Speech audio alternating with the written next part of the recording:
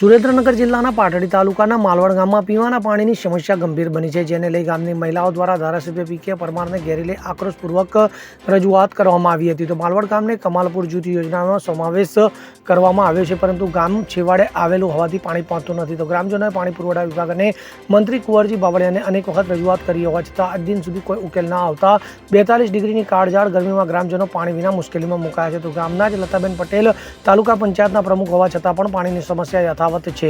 હાલમાં ગ્રામ પંચાયત વહીવટદારના તાબા હેઠળ છે. મહિલાઓની ચેતવણી આપી છે કે જો પાણીના સમસ્યાનો ઝડપથી ઉકેલ નહીં આવે તો ગ્રામ પંચાયતને તાળાબંધી કરવામાં આવશે. સાથે જ ગાંધી માર્ગે આંદોલન કરવાની પણ ચીમકી ઉચ્ચારવામાં આવી હતી.